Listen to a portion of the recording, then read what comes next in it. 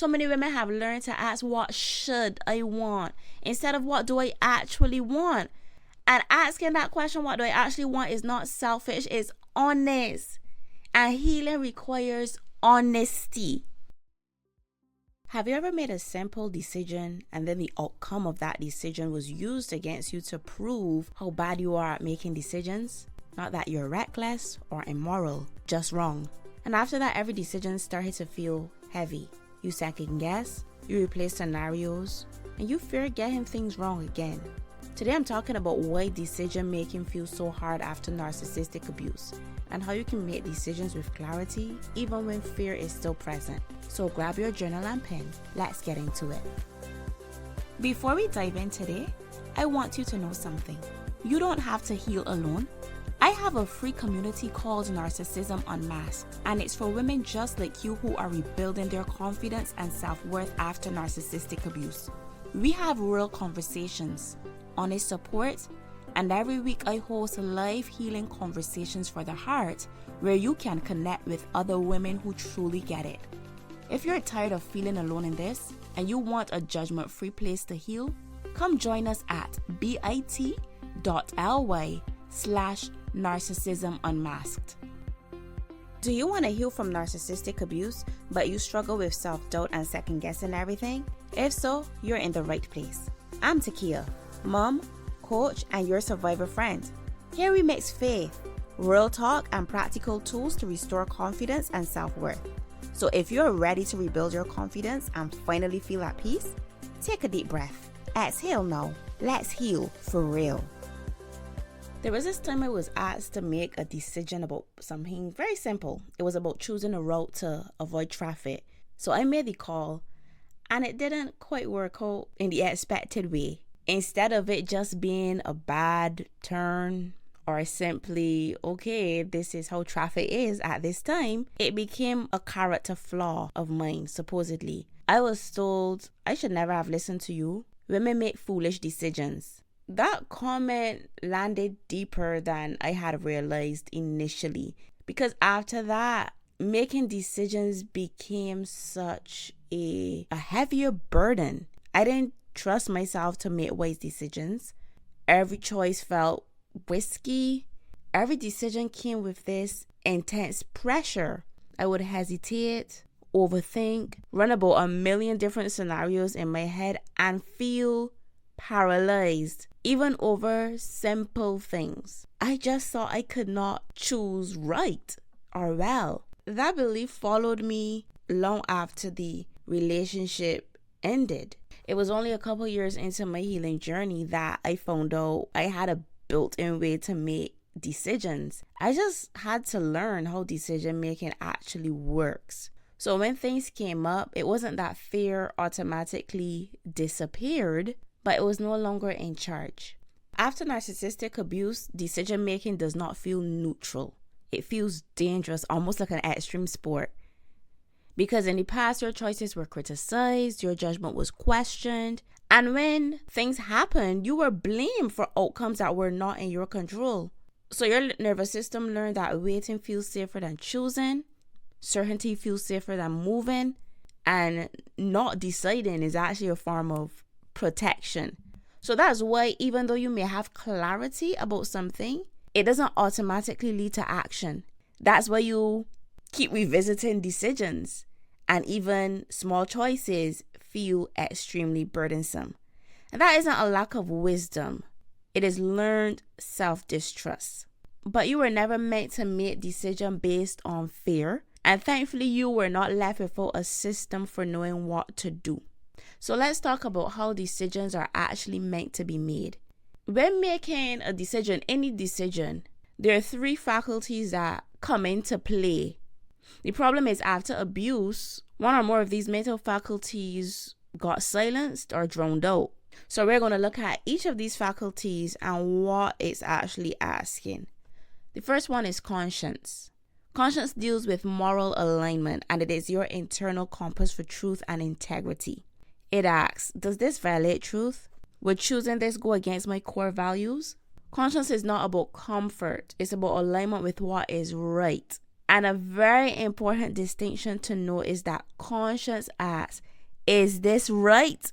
Not, will this make someone angry? After abuse, the two got kind of tangled together, and you learn to mistake someone's anger for moral wrongness, but they're not the same thing. Somebody being upset does not mean that you did something wrong. It simply means they're upset. Now let's look at the second faculty, the one that deals with reality and not just morality, and that is common sense or reason. Common sense is about your practical wisdom based on evidence and experience. And it asks, what do the facts actually show me? What patterns have I seen before? What has this produced in the past? And here's what that can look like practically. Let's say that you're deciding whether to continue a relationship with someone who has hurt you repeatedly. Your conscience might say it is right to give people chances. But common sense comes and says, but this person has shown me who they are 50 million times. This is a clear pattern.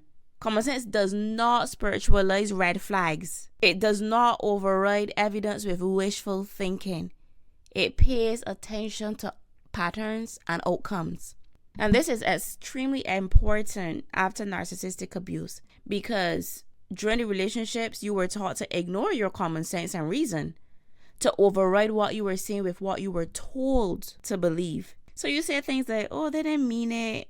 They're just having a hard time. I need to give more chances. But reason is what helps you to say, I hear the words, but I'm also watching the actions. And the actions are telling me something completely different. So far we've got conscience asking, is it right? Reason asking, is it best? Now the third faculty is heart's desire.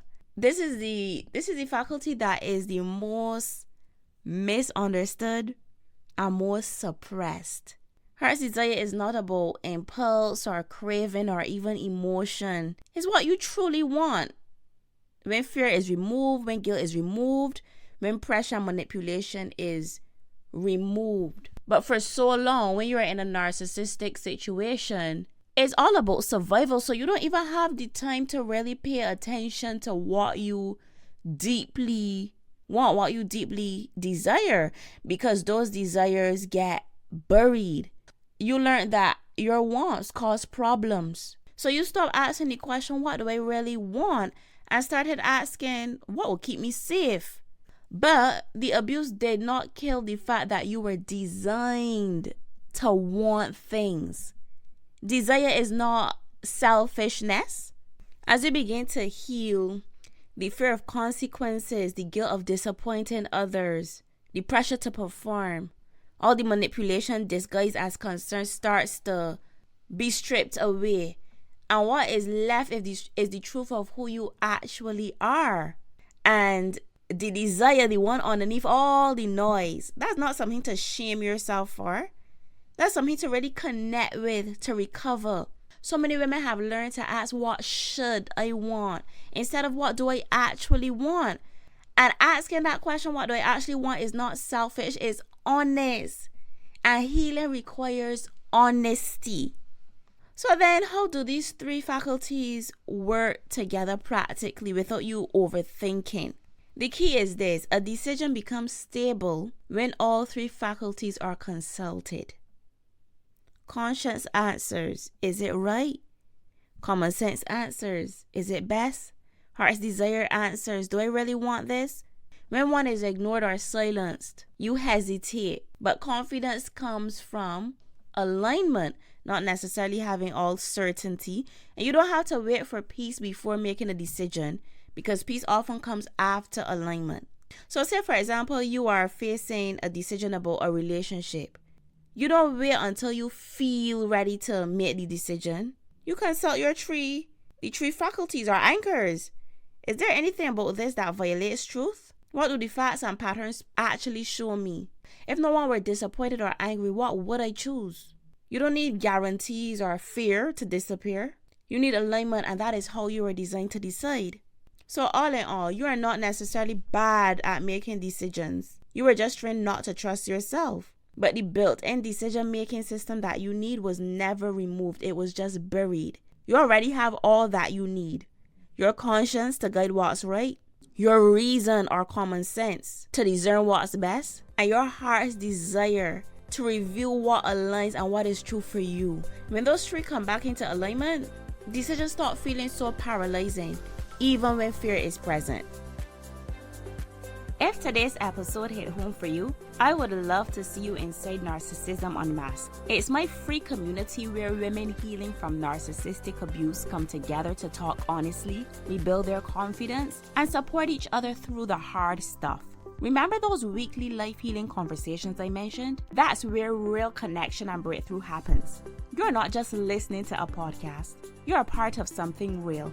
Join us at bit.ly/Narcissism Unmasked. And if you want to stay connected between episodes, become an insider. You'll get weekly emails with new podcast drops, healing tips, and first access to anything special I'm working on. Sign up today at bit.ly/Confidence Insiders. Hey friends! I hope today's episode taught you something or gave you a boost. If it did, would you take a couple seconds and share it with someone who's ready to heal from narcissistic abuse? And while you're at it, would you please leave me a quick review on Apple Podcasts? It really thrills me to know that other women are being helped. Now go ahead, stretch, or grab that snack. I'll see you in our next episode.